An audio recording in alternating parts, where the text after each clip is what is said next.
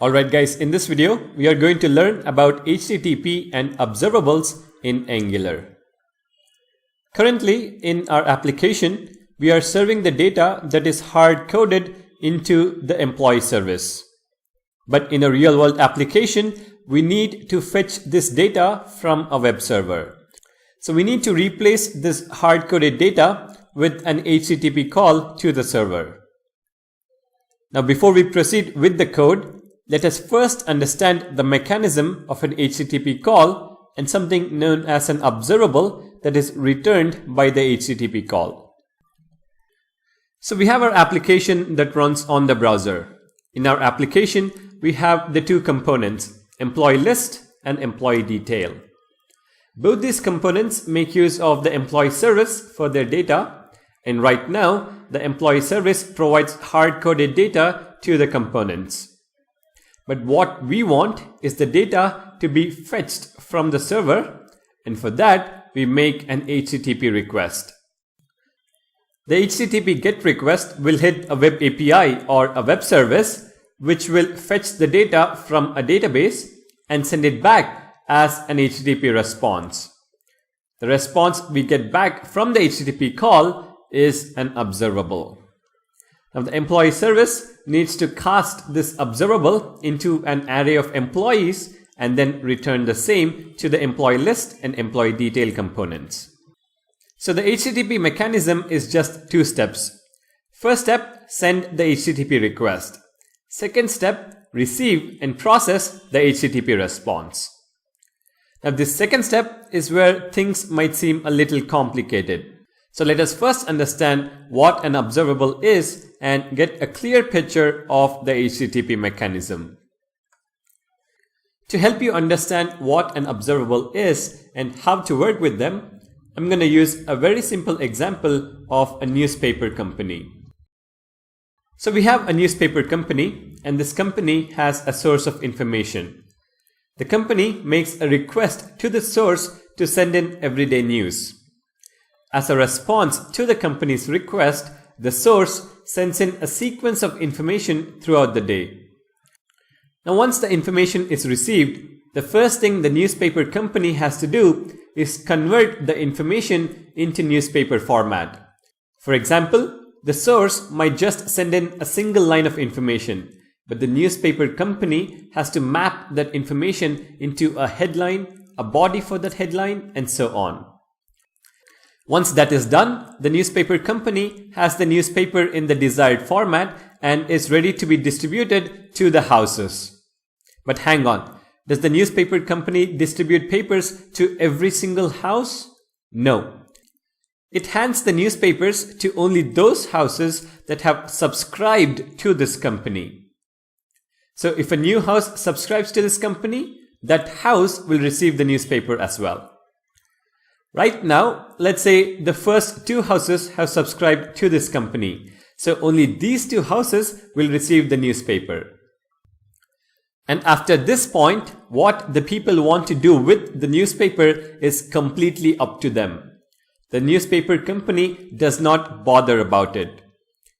House 1 might read the newspaper, whereas House 2 might make paper planes out of them. But the company's responsibility is done. So now that we have understood this basic example, let's see how we can relate this to observables in the application we are working with. The newspaper company is like the employee service in our application. The source of information is nothing but a database or a web API or a web service. The employee service makes a request to the database with the HTTP GET call.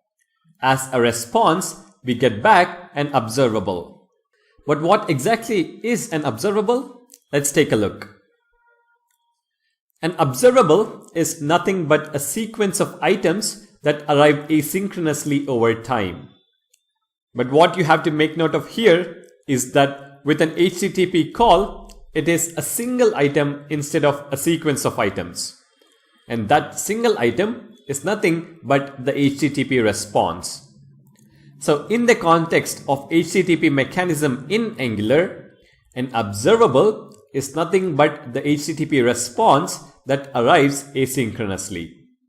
Back in our application, after we make a GET request, we receive an HTTP response as an observable.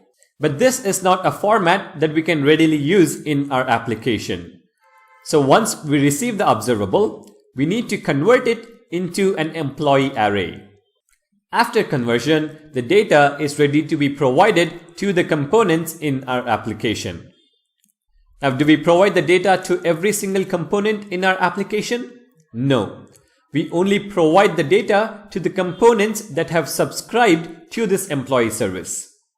Since we need the data in the employee list component and employee detail component, we are going to subscribe to this observable from only these two components.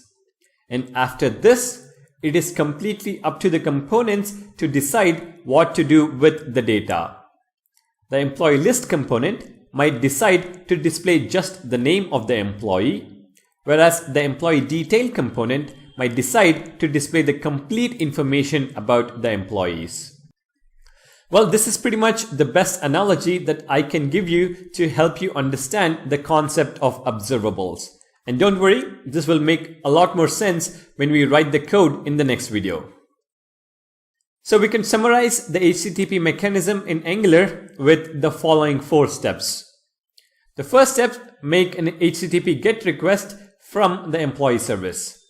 The second step, we receive the observable and cast it into an array of employees. Third step, we are going to subscribe to the observable from employee list and employee detail components. Finally, we assign the array of employees to a local variable in the components, which can be later used for display in the view. And as the last part of this video, a quick word on RxJS. RxJS is a library that enables us to work with observables in Angular applications. It is reactive extensions for JavaScript and is nowhere related to React library from Facebook. It is just an external library to work with observables. Alright, now that we have a good idea about observables and the HTTP mechanism in general, let's implement it in our application. So, thank you guys for watching. Don't forget to subscribe, and I'll see you guys in the next video.